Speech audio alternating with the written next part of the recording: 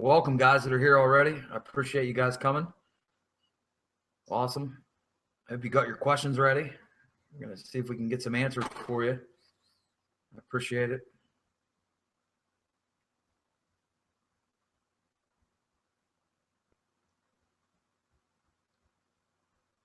All right. Well, you know what? We'll just jump into this. Let's get going here. Welcome. This is Dirt Soldiers MX Training Academy questions and answers session. So if you got questions about anything regarding your MX racing, I'm going to answer them for you. We're going to keep this just towards, riding techniques, jumps, corners, stuff like that. I mean, anything to do with riding, we're going to stay away from the maintenance kind of stuff of it, suspension setup, stuff in that regards. So we're just going to stick with that kind of stuff, not the maintenance stuff. We're going to stay away from that. I just want to show you something here real quick to start this. If you guys don't know me, I am Scoob, owner of Dirt Soldiers MX Training Academy. If you guys this is your second webinar, I appreciate you guys being here. If you're the first time here, welcome. Can you guys see that?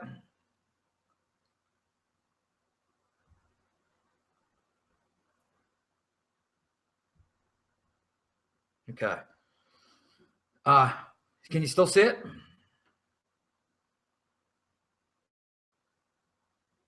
I'm going to start with this right here. We're going to intro in with this. I want to give you a little thing, a video I'm putting out on YouTube. It's going to come out here in a couple days, but I'm going to just give you a condensed version of it. Hopefully you can see this. It's this PARB, which I call PARB, okay? And this will lead up to some of the questions you have. And what this means is potential. P stands for potential, okay? We all have the potential, all of us, to do whatever. I mean, if it's your first time riding, your first time swinging a leg over a bike, first time trying a big double, first time trying a tabletop, we all have that potential to do it, okay? The key is we got to take action. We got to move to our next thing, okay? Everyone's saying, yes, we can hear you. Yes, you can see this diagram I have up here also. Awesome. So I'm saying our P is potential, okay? We have to take action. If you don't take action, you're never going to accomplish anything you want to accomplish in this racing game. If it's your son, if it's you guys, and this P, that's the dream state. That's like, man, I wish I could do that double, the hope state. I wish I could do that triple. I want to get out there and race. Okay. If you never take this action though, you're never going to move to the next one, which is R, which is you're going to get results. And in between this P and action is fear. Fear. I used to have the word fear in here. I don't know what happened. It looks like it's gone, but fear will stop you also from taking this action. If you have the potential, we all have the potential, but if you start thinking about it too much, you don't take the action erases the fear. Okay. The action will get rid of the fear, but fear can overtake you in between this potential and this action, and it'll allow you, and you'll never accomplish what you want to do. You'll never go out there and try anything. So you got to take the action. Okay. So once you take the action, what you move to next is you get a result. You get a result from that action, and that result can be bad and that result can be good. Okay. And as a beginner rider, a lot of times your results aren't going to be up to par, up to where you want them to be. Okay. And what that's going to do is that's going to give you a belief. That result will give you a belief. And this is where the story starts to come in. I'm not good enough. I can't do this. But the thing about it is fear starts to roll back in here too. Okay. You start to get fear back in here, and fear can stop you here too. What you got to do is once you get the result, you can't start a story in your head of you can't do this. You got to push through, do what you got to do to find ways to go out there and better yourself, take classes, go on the internet. Let's take, for example, it's just you doing a double and you can't get it down. You want to learn all the correct techniques to do that. Well, guess what? Now your potential goes back up, and you got to start this loop all over again. And that's what you do as a beginner rider. This is just a quick condensed version, and what I wanted to open this with to give you an idea how this works. You're always going through this part, always, everything in life. I mean, you can apply this to anything, losing weight, the whole 9 yards. We all have the potential. We have to take the action. Once we take the action, we get a result. Once we get a result, we get a belief. And the belief is this is where it gets tricky in between the R and the B, because if the result's bad, like I said earlier, your belief starts to go down, and that stops you from going back to your potential again and starting over and going through this loop. Okay. So I'm going to make a longer video on this, really explaining this a lot more, but I just kind of wanted to throw that at you guys to start out here. So let's get to it here, guys. I hope that helped a little bit. And you can use this graph to kind of see where you're at in your riding. Okay. You can use this to say, maybe you're at the action state. Maybe you're you know, you need to take action. Maybe where you're at is you have the potential, but you need to take the action. You got to get out there and just take the action. You got to do it. Don't let the fear stop you.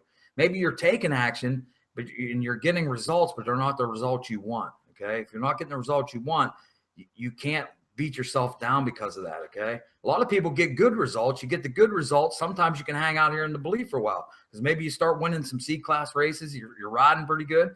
Well, you can hang out here for a while because you're winning, you're doing pretty good. But sometimes at some point, the pressure is going to come again, and you're going to have to go and start with your potential again and start all over. Everybody goes through this. Brian Villapoto, Ricky Carmichael, Chad Reed, everybody up to their level goes through this system right here. And I'll explain, and there'll be a video on YouTube of that down the road. It'll help better. But I just wanted to do an introduction with that, and that'll help you see where you're at and where you need, what steps you need to take to improve your riding. Okay, let's get back to my ugly mug. All right, guys, go ahead. We're ready here. We didn't get a lot of people on this webinar, a lot more the last time, but that's fine. We'll shoot through it and get your questions. If you want to just type your questions in, what we're going to do, just type your questions in that public chat, and I will answer these questions for you. So if you want to start typing now, you can start typing your questions, and the chat should be, hopefully you guys, you've seen it there. You were typing in yes and everything.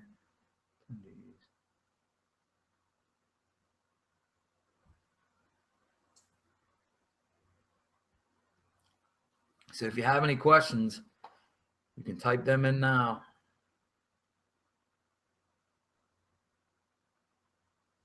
And I will get them answered for you. Any question you have, guys. If you're racing, or you guys racing, and you have a question about anything on the track, I mean, how your technique, the jumps, the corners, or maybe you have some sons that are racing, you have questions for them. Are you new to the sport?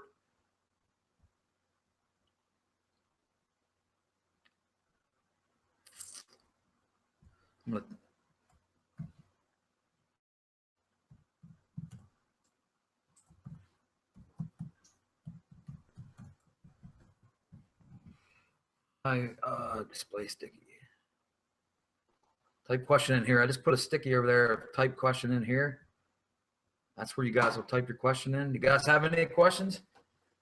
I have nothing lined up for this webinar other than that the PARB thing I just showed, and so we got to have some questions here. I could probably whip something up.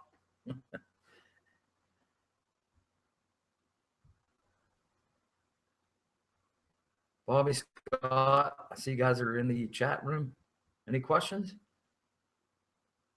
Any questions about riding, about racing, about maybe it's your first time?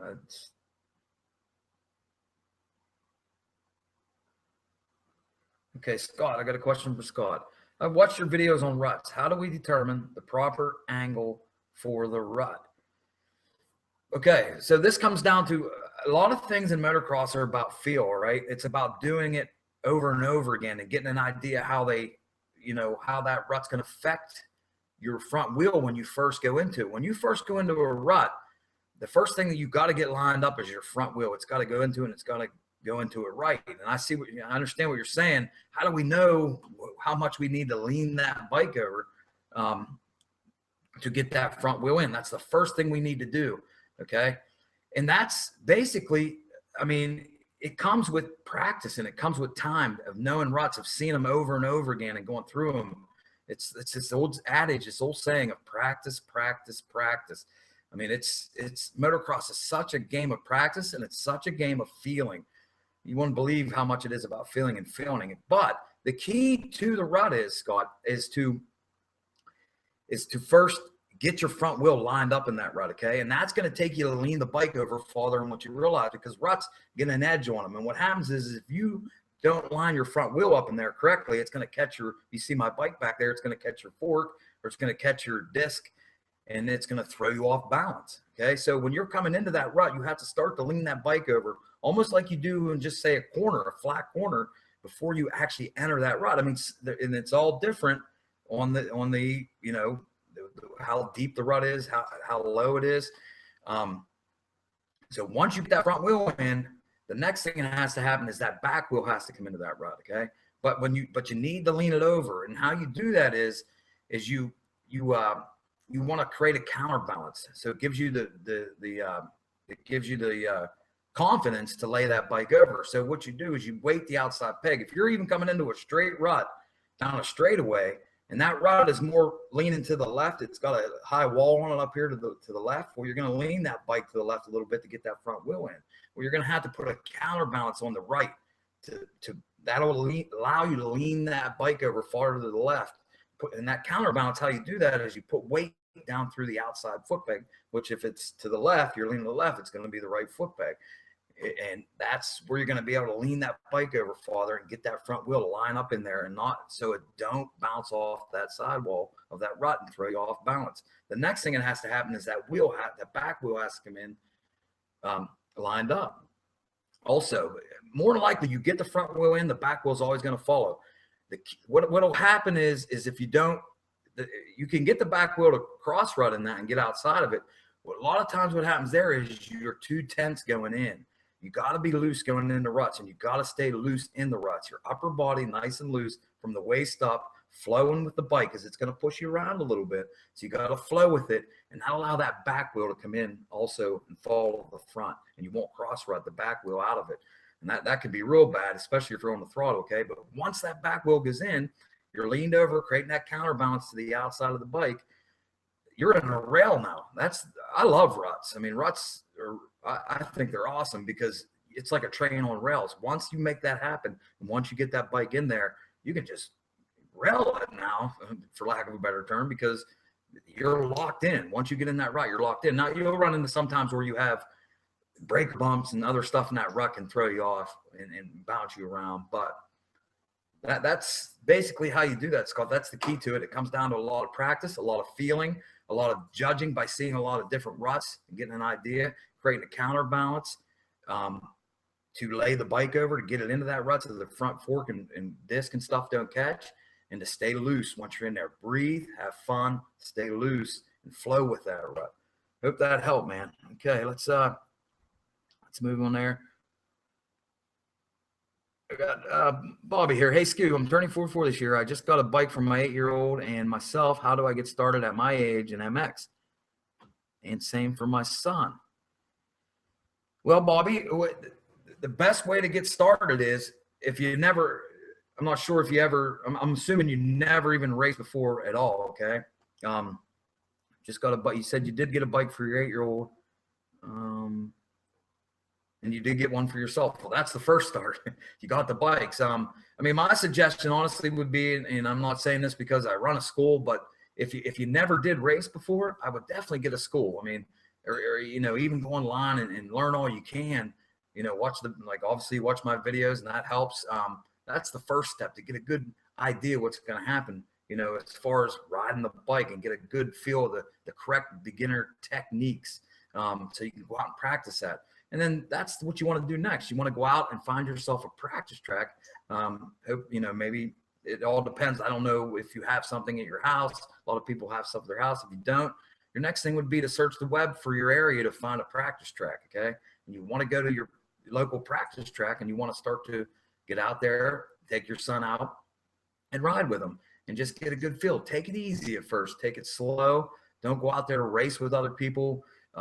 You know, go out there to have fun. The biggest thing, and I always preach this, is have fun. I mean, some of the best results I ever got in my career racing was when I just didn't stress about it so much, just have fun. This is all about fun, especially with your 8-year-old son. You know, it's there to be together. This is the greatest family sport in the world. And you get there with your son, and it's just having a good day in the sun at a motocross track. It's the best feeling in the world. But find that motocross track and then get out there and just have fun. Enjoy yourself and start to practice stuff you learned from me over Dirt Soldiers MX, other stuff you may have learned, and see where you're at. Take a gauge of where you're at, you and your son are at, and, talk to people at the track. The motocross track is one of the best. It's you're there with your son and that's your family, but motocross is a big family sport. Everybody, there's nobody that won't talk to you. There's nobody that won't give you tips and help you. And then you step it from there. Okay. You're there at the track and maybe you ask somebody who sees a little better. Maybe there's a pro rider there. Heck, if I was there, you could approach me and hey, help us out. Where are we at here? How are we doing? Where do you think? You think we're ready to go step up and go to a race? And then find out where the races are. Find out what tracks have the races. And, you have to get your district cards. If they have district cards, to sign up and get your membership for that track. And you're basically on your way to going and trying your first race. And, all races have a nice, easy beginner class. Most have, I don't know where you're from, but most have like what they call it here is like a D class. It's even below a C class, which, you go A pro, B intermediate, C beginner, and then a D class. And in the D class, they won't even let you jump. Okay. So that's a real nice place to start at, to get out there and get a good feel of how it all works. The going off the hole shot and the gate drop and being out there with other competitors, and the likelihood of you, getting crazy in the C class with someone maybe jumping on you and taking you out is a lot less in the D class, because you're not allowed to jump. You got to check into that. That would be something you would ask at the practice track or find your local race. Sometimes they don't have that D class, but most places do offer that now. But that's how you get started, and you're never too old. I'm 42 myself. I know, but I've been riding all my life, but you're never too old to be in this game. You don't have to go out there to be a pro anymore. You just go out there and have fun with your son, get him into a great family sport, and just have a good old time. Hope that helped, Bobby. If you have any more questions, if that helped you guys, Scott, Bobby, please let me know if you got any more questions. Bobby, I'm totally new at the sport and I'm excited about it, but how do I get out on the track for the first time? Hopefully I kind of answered that for you there with Scott's question, Bobby. I'm excited about it, but I get out on the track for the first time. Basically what I just told Scott. That's how you do it. You want to find a practice track, okay? You can almost find a practice track anywhere in your area. I'm not sure where you're from. And even if it's just there's a lot of, if you can just start searching the internet and you find someone like me, myself personally, I don't have a track that's open to the public, but, per se, I don't have races here. I don't do stuff like that, but, you're from the area. You guys are, I don't know where you guys are from. You're always welcome to come to my track and practice here at my track. And, but you can search the internet and find a local guy, get a hold of that local guy and ask him if you're allowed to come, tell him you got a son, tell him you're new to the sport and you'd like to just come practice. It all depends. Some people will let you do that. Some people won't. But sometimes it's hard to find these tracks. And some of these tracks that have races don't have open practice all the time. So it's hard, but almost anywhere you can find a track within an hour drive that's a practice track that will have an open practice, maybe 2 days a week on a weekend, and you can go and start to experience what it feels like to be out on a track and ride around. Just the key is go out there, guys, and have fun and don't push it. And if there's a lot of guys out there that are riding going fast, just go to your own little you go out there on the track with them, but just go at your own pace. Don't worry about them. Don't concern yourself with them. Do what you got to do to feel how the bike works, what's going on, to get a good feeling for it. All right, let's move on. Let's go. I got one from Kyla here. I was talking to Kyla early on Facebook. She was looking for some training. That's awesome. Kyla, could you race MX with a TTR 125? Yes, Kyla, you could race with a TTR 125, especially if you heard my question earlier. My answer, I'm sorry, earlier was if you're new into the sport, they have a D class, which is a total beginner class. And the TTR 125 is actually a great bike for a beginner starting out to get a good feel of this. Instead of jumping right up to something that's more powerful, like, your CRF 150 or even a two-stroke 80, the TTR 125 is a great, great bike to go out and get a good feel for this, a good feel for everything you got to do on that bike. And, and it's a four-stroke. And another thing I like about the four-strokes is that's where we're at now. We're heading towards this. We're dominated by four strokes now. Okay. When I started, it was two strokes.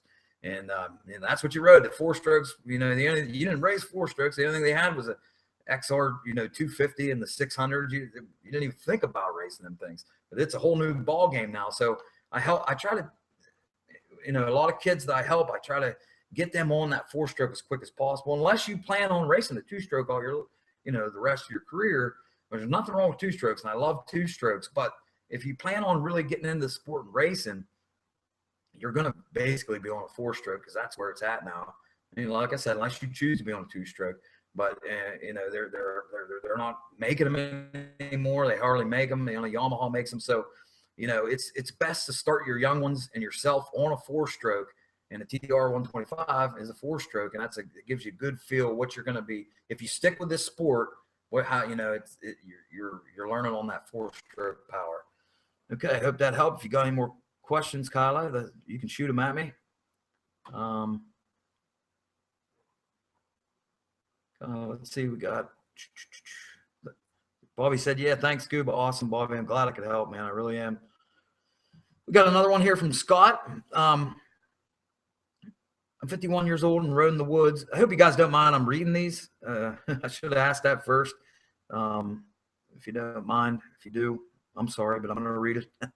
I'm 51 years old and I rode in the woods a lot as a kid in the 1970s. My 50-year-old son and I have been on practice tracks for 3 years and progressed quite a bit. Any pointers you can give us now? We are very interested in hiring you to teach us one-on-one. At my age, can I really expect big gains in ability? I've logged about 200 hours on tracks over the last 3 years.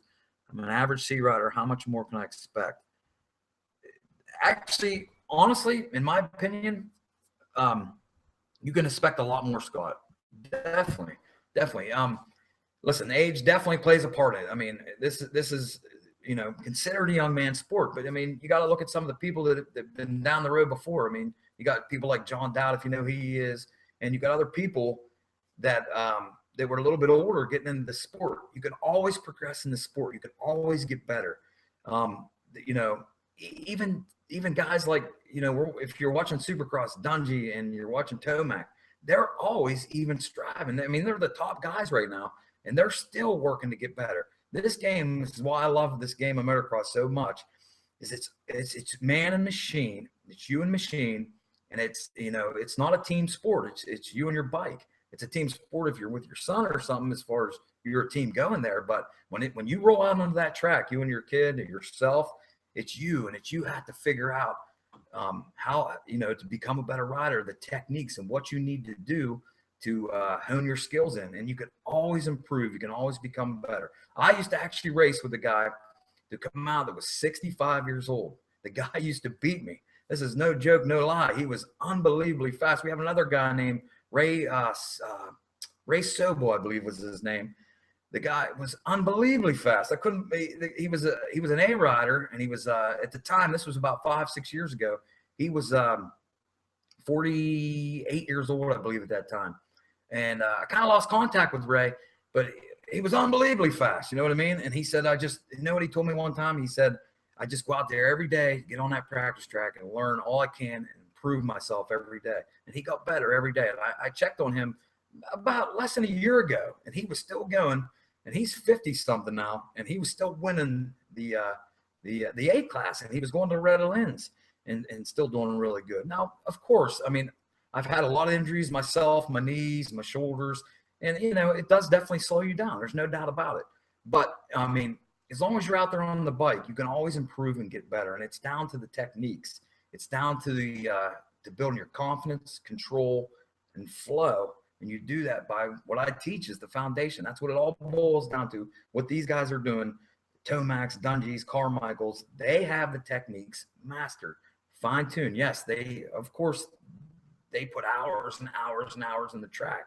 But guess what? You can condense them hours down. And don't get me wrong, I don't want to sound wrong here. It does, it takes time, because like I said earlier in this, if you're listening, it all comes down to a lot of practice. But you can do that if you do the correct techniques, and you pick them up. If you get the training, and you're asking about training, for me to train you, I'd love to train you. I'd love to meet you guys and show you guys and make it, condense it and make it so you can learn it quicker, so you get the schooling in the correct teaching and techniques so you can apply them right away, and you don't go through a big loop, a big arc of trying to figure out how to do this stuff. You can go out and get the right ways to do it right away, and then go out and practice it. And that's the next key to it. And the next key is to practice it, but it's to practice it. Don't go back to your old speed. Practice it nice and slow until you learn that technique. It has to become a reflex reaction in your body. The difference between us guys and Tomac and Dungy is it's a reflex reaction. They can do it without even thinking about it, but they did that over practice. But you can get that too, and you can get that quick just by slowing it down and letting your body learn it real quick, just like you do anything. Just like when you learn anything, you know, lifting weights, your body's got to adjust to it, and it's the same deal. I really hope that helped, Bobby. Let's see if we got any more questions here. If you're interested in getting some training, I'm sorry, Scott asked that question. I'm sorry, Scott. Hope that helped you there. The answer, if you're looking for training, contact me, mxscoob@gmail.com. We can definitely set something up. But I would love to help you guys, meet you guys, and teach you the correct techniques, and really help you progress. You know, you say you've been riding for 3 years, and that's good. You guys are probably more to the intermediate stage. Your boy's probably more to the intermediate stage. Let's see here, Scott. Thanks, you, Scoop. Yes, John Dowd is from my area. Scott said, thank you, Scoop. John Dowd is from my area. Saw him race pro at the WIC at 47 years old. I will keep up heavy on the cardio. There you go, buddy. And I didn't even touch on that. That's very true. You got to we got to keep ourselves in shape. There's 3 things that affect each other in motocross racing. The first one is what I call the foundation. It's your master. It's the center of balance. The center of balance is key because you have to be in the center of balance on the bike, or you're always going to fight the bike. And the center of balance comes from your controls, and it comes from the obstacles on the track. It'll throw you out of the center of balance. Your bike's just a balance machine, okay? And your body is an extension of that bike. And if you're not in the correct center of balance on that bike for, say, just hitting a whoop, say for hitting a jump, say for just going through a rut, you're never going to flow on the bike correctly. You're going to fight the bike if you're not in the correct center of balance. So it all starts with that center of balance. That's the key, okay? And then it moves to the 5 controls, using your controls like a surgeon, okay, and using them correctly. Braking correctly, that's really huge. Not over braking. Using your front brake correctly, not over braking. Clutching correctly, using your clutch as your trigger just to deliver the power you want.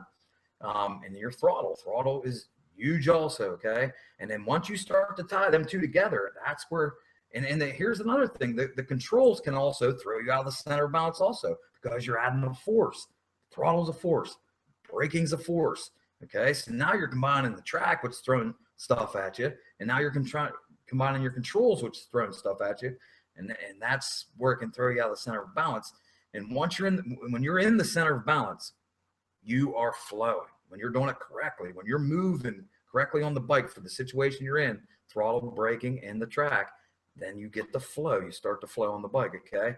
And the second, I was saying there in the beginning, there's 3 things that affect it. The second thing is, and I didn't even hit on it, was cardio, okay? I'm sorry, your exercise, your fitness level, okay? Your fitness level is the second thing.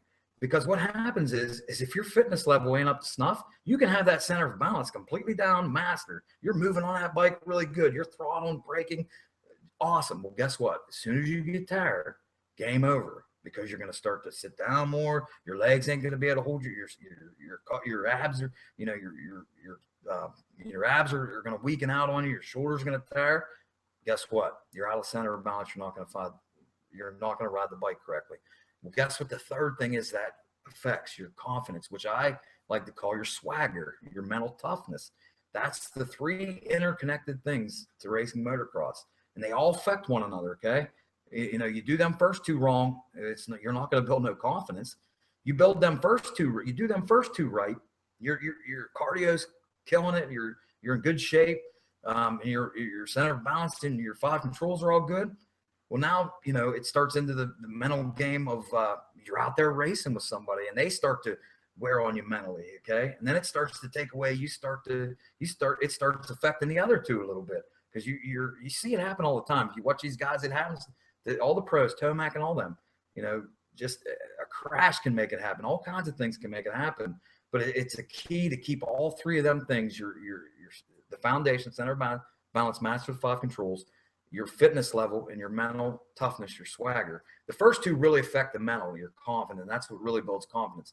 But as you get better, and where you're at, Scott, is what I'm reading is more of an intermediate. You're moving more into that mental aspect because you probably got more of the center of balance and the controls down. Probably use some work on them, but you're probably trying to really build your confidence. So that's the 3 things. You got to have your fitness. You got to have your center of balance, master 5 controls down. It'll start to build confidence. As you get move up into the pros, you got to work more in your mental game. The other stuff is kind of, you got it down pretty good, and it's more the mental game. Hope that helped. Okay. Hope that helps, Scott. That's awesome. You see Dowd race. I seen him many times too, and I seen the time Ricky took him, hit him. I was there at was that Dilla that year? I think it was. But yeah, the old Dowdster. Okay, we got a question from Mark. Was down 4 months last year, broken foot, the worst. How long to get confidence back? Okay, Mark. Kind of touched on that a little bit there with what I was saying with Scott, with riding with the center of balance and everything. But an injury, it can really pull your confidence back. Injury is a massive, that mental part I talked about. It can really wipe that out. Okay. I don't want to bore you with a ton of my stories, but I've been there and I understand. I really, really badly broke my leg. I was actually told I was never going to ride again. And the doctor said I'll probably not even walk right again. Destroyed my right knee, was in a wheelchair for a whole year. I couldn't put no pressure on the knee at all for a whole year. And then after the year of the wheelchair, I had to rehab it for another year. And my main goal, and one of them, like I said, is mental toughness. I just, that thing almost broke me down completely and made me quit racing. But I love this sport with every bit of my heart and soul. And when that thing had my confidence just beat down, I was like, I'm going to quit. I'm just giving it up. I'm going to quit. I didn't. And one of the keys is to never give up. And when an injury takes you out like that, you got to stay mentally strong and you got to stand back up and never give up. Okay. And, and I totally understand. I was almost there. It almost took me out. And I actually went to a wedding, and there was a guy named Ty Wallace. He was a pro rider back in the day. He did really good in arena cross. He was actually remember when they did the number system, when Ricky Carmichael was like number 1, 2, McGrath or whoever it was and went down. He was actually 43 at one time. And I went to a wedding, and when I got to that wedding, I had no clue he was going to be there. It just happened to be this coincidence where he knew these people, and we ended up at this wedding. And he had a really bad injury also. And I remember having a conversation with him, and I said to him, man, I'm thinking about quitting, man. I just can't. This is just killing me, And he said, listen, man. He says, you just can't. I've been there too. You can't give up. And I remember, I'll never forget this. He said to me, when that brap comes back to your head, when that comes back in your head, you'll be ready to ride again. And I remember it was about a month after that. I was riding down the road, and I looked over to, you look off the road and you can see it looks like an awesome jump, like off the 4-lane highway. You can just see you can see yourself hitting this cool jump, and it's laid out in the hills. And I remember looking over at that out the window and thinking, and I was like, man, I'm coming back. So yeah, just never give up. And you got to get back out there, and you got to just take it slow from the beginning, Mark. You got to build yourself back up. That's what you got to do. If you watch my video on, I'll leave a link to it under this when I post this back up. I can't remember the name of it now, but it's called The Roller Coaster. And motocross is a roller coaster game. I mean, it really is. This sport, let's be honest, can in a snap of fingers take you out. It can, you can break a bone and something can happen. I mean, listen, every broken bone I had, though, don't let that scare you if you guys are beginners. I'd take them all again 100 times over for every experience I had being with my boy, being with my family, every person I met, and all that on that bike. Every experience I ever had on that bike you see sitting behind me, I'd take 10 more broken bones. I swear I mean that over again for all the memories I had of doing that. So take it slow. Get back out there and start building your confidence again by doing the correct techniques. Get out there. Don't let no one bother you. Get on a track. Take it easy. Take it slow. Start to build strength. You want to start to you know, exercise that broken ankle. I believe you said you want to do exercises that'll help that ankle and build strength back in that ankle. Because what you'll find is if you don't do that, you're going to start having imbalance on your bike, because you're going to start to favor the other foot. And when you do that, you're going to be off that center of balance on the bike, and it's going to affect your riding. And if you keep doing that long term, you're going to build that bad habit of favoring one side of the bike, and it's going to cause all kinds of problems for you. So one of the first things that you can do is you want to build strength. We talked about earlier with exercise back in that ankle. You want to go build strength back in that ankle, and that'll allow you to feel confident on that bike and go back, you know, build yourself back up the ladder, back up the roller coaster the correct way with the correct techniques. Hope that helped, Mark. Okay, guys, any more questions? I'm trying to see if I see any more here.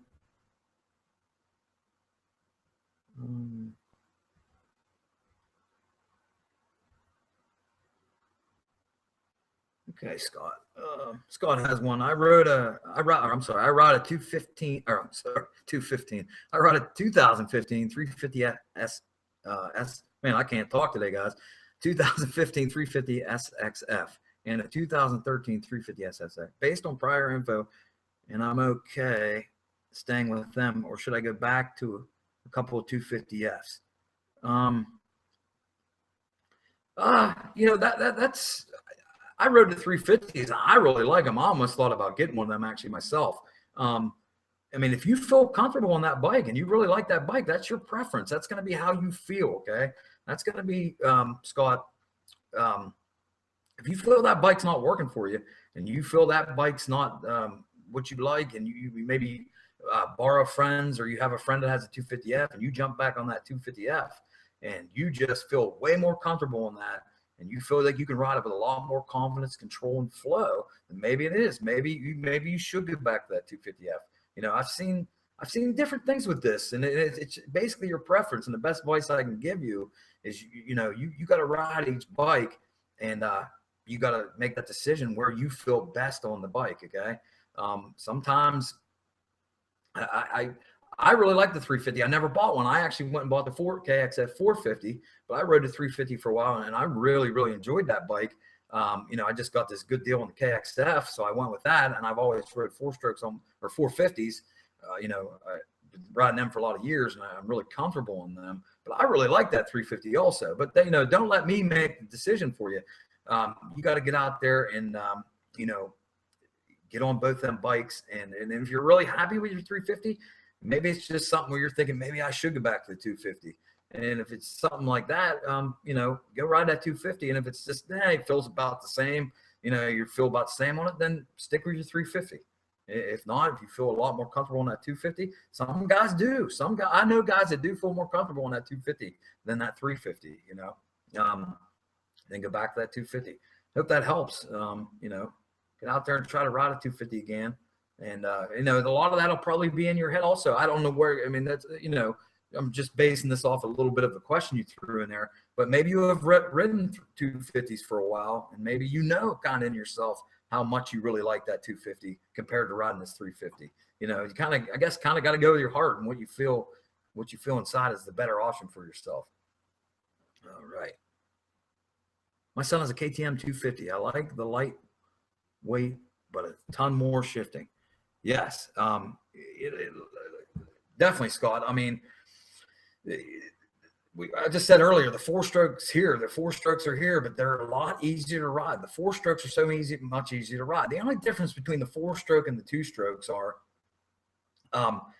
everything applies the same. Everything I teach, everything, if you guys seen all my teaching with the center balance, we just went over the 5 controls, it's all the same. It's just on the 2-stroke. It's more, you got to be more precise. They don't track as good. They're you know, they're a lot more loose, don't track as good as a 4-stroke. So you have to, on a 2-stroke, do all that stuff, but you gotta be more precise with it. You gotta be, and there's definitely more shifting because, you know, that's and there's a little more clutching. You still don't want to use that clutch completely and pull it the full way in. You know, if you've seen some of them teachings I teach on that, I won't get into that big time, but you use clutch more on a 2-stroke and you shift a lot more. because you're trying to find that power. Okay. It's always about finding that power to be in that correct power, where a 4-stroke will track a lot better and give you that power a lot easier. So 4-strokes are actually easier to ride than the 2-stroke, but don't think that you throw all that stuff that I teach out the window. That's it. I mean, that's what it is. It's just you're more precise with it, and you're a little more, everything with the center of balance, and especially the controls. You have to be more precise with the throttle. You have to get that throttle mastered. You have to get that clutching and that shifting, so you're always in that meat of that power, so you get good traction. Okay, the 2-strokes are notorious for not getting good traction, and you got to use your body position and them controls to get yourself precise, good traction, where it's a lot easier in these 4-strokes. 4-strokes actually make you lazy. A 2-stroke keeps you precise, keeps you on your game. It don't make you lazy. A 4-stroke can make you lazy. You got to force yourself on these 4-strokes. I mean, you can do it. You don't have you can ride these without being lazy, but sometimes you got to force yourself to do that, because they'll make you lazy.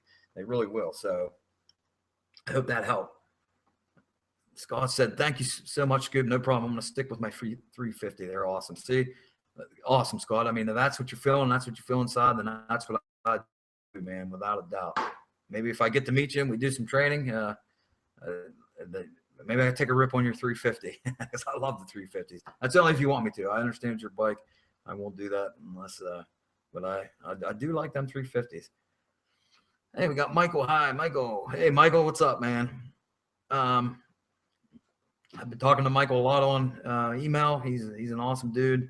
And he's joined the Motocross Training Academy, and he's really picking up the techniques and really doing good. And I'm really proud of that. And good job, Michael. I appreciate it. So let's see. What do you do if you realize that you are over jumping a jump instead of holding on for dear life? What do you do if you realize that you're over jumping a jump instead of holding on for dear life? Well, that all depends how bad you're over jumping that jump. The best thing you can do when you're over jumping a jump is you want to get your front wheel high, okay? And you want to get your back wheel to hit down first. You don't want to hit with all the impact in both wheels first, especially if you're coming from a far drop, and this is all, it's all dependent on that kind of landing. If you're going to kind of catch the landing, if it's a steep landing or maybe off a tabletop, or if it's a longer landing, or if you're going to flat land. If you're going to flat land, you're completely missing the landing. What you want to do is you want to actually, you got to pull your clutch in to do this. And this is a little bit, if you're not advanced with this, I mean, be careful with this. And what you can do is you can actually get your weight back a little bit. That movement of rowing to the back of the bike, that'll put the front up a little bit. And you can actually add a little bit of throttle to it, but you got to pull your clutch in. That'll raise the front of the bike up. That'll spin the wheel faster on the back and this is an extreme situation is what I'm showing you here, because you want to try to get that back wheel to hit first and then the front wheel to come down. It'll be a lot easier of a landing if you can do that. I mean, that's all dependent on how bad you're over jumping this jump, where you're going to land. I mean, sometimes you're over jumping it too far, and maybe you're going to land in the face of another jump, and that's sometimes where it calls for bailing. I mean, sometimes you're going to have to bail off your bike. And I mean, God forbid, and I hope that don't happen, but there's times where, if it's going to be where you're going to case, like if you're doing a triple maybe, and you're going to just case the top of the jump, or if you over jump a jump too far, and sometimes you come into the face of another jump, it can sometimes be worse to plow into that jump. It can actually really hurt you. And sometimes it's better to bail off. It's not good either way. So either way, I'm not saying bailing off, but if you're just kind of overshooting the jump, you want to get that front wheel up a little bit and let that back wheel hit first, and then the front wheel come down. It'll be an easier landing. And the way to do that is to pull your clutch in and give that thing throttle. That is going to get your body weight back a little bit. Now, that's all dependent also on if you're already back there a little bit. You got to be careful with that, because then it'll go up too high on you. So it's all dependent where your center of balance is. If you're kind of right in the center and you're going to over jump and flat land straight out, pull the clutch in, give it a little throttle. That'll bring that front up, let that back hit first. Boom, let the front come down. You got to be prepared for that hit also, because when that front comes, it's going to want to push you forward. So you're going to have to come back, that row back motion a little bit once you hit also. That's the extreme situation. Now, if you're just gonna, you got to judge that as you're gonna land. If sometimes you can just flat land it if it's not going to be a big drop or crazy high where you're really high in the air and you're going to hit really, really hard. Sometimes you can just let that front, you can just use your body to move back a little bit. You don't really have to use the throttle, and that'll get your front just up a little bit, and it'll smooth that landing out a little bit. I hope that helped. Hope that helped, Michael. There's a couple different situations there on that. That can get ugly, and there can be many situations. It's all depending on how far you're over jumping, how long the landing is. But that technique of pulling the clutch in and giving it a little bit of throttle will spin that back wheel, and it'll raise that front up a little bit with your body position. All depending where you're at, we'll let that landing be a little bit smoother.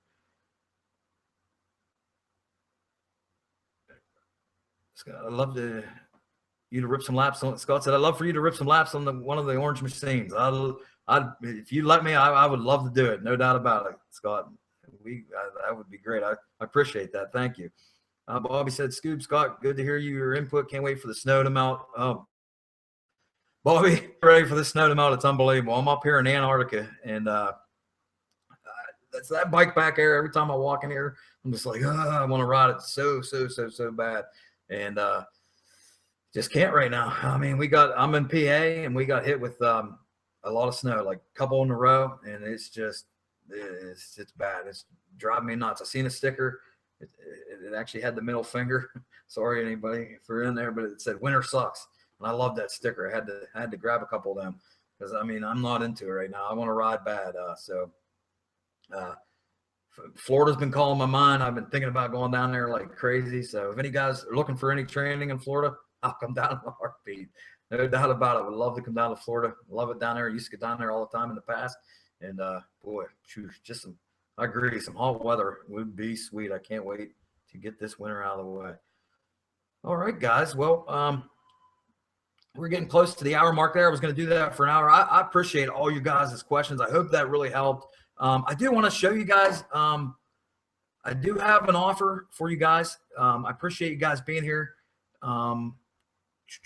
Let's see here. I'm just going to pop it up here. There it is. What it is just my video training. I have video training where, if you have video of you riding, I can train you over your video. Basically everything we just kind of went over here.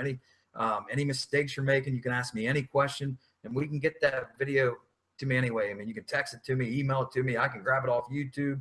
So if you might be interested in that, I have a software program where I can actually take myself and record over your video. So I can record and look at every aspect of that video you have and everything you're doing in every situation. I mean, wherever you're riding on that track, I can watch it and actually teach you right over that video. It's pretty awesome software. So, it's an offer I have. If you guys are interested, you can check it out. I believe it should be up there on the right. With that offer, definitely comes any question you want to ask me. So, and we'll cover it on that. We'll go over the center of balance, and I'll correct your center of balance, and I will correct how you use your 5 controls in every situation on that track. Plus, any question you want to ask me, up to 10 questions is what I'm throwing in there. You can ask me about anything in that track you're struggling with, and I will help you overcome them problems, just kind of like we did here a little bit, almost same kind of deal. But it'll be on a video that I'll grab your video, I'll teach you over your video, and then I'll send the video back to you. You keep it for life. You can go over all the things, and you can come back as many times as you would like. And once you have the video, and if you don't understand something, I'm just not going to throw you this video and say it's over, it's done, see you, goodbye. I mean, you have this video, and if you have any questions of anything I'm teaching, you can contact me through email. We can even do Skype, and I'll help you with something maybe you didn't understand that I was teaching or anything like that. So if you're interested in that offer, you can check it out right there to the side. It's over there in the cart. You add it to cart if you want to do it. You add it to cart, you pay through PayPal, and it'll send a link right to me. I'll know you did it, and I will contact you, and we will set up a way to get your video, and we'll do the training. All right, guys. I mean, it was a good time today. I appreciate you guys showing up. I really, really do appreciate you guys showing up. I hope that really helped. Hope to help you guys ride. If any guys are looking for training, contact me. I'm free and open right now. Love to help you guys and train you guys. So have a good night. I'll talk to you guys soon.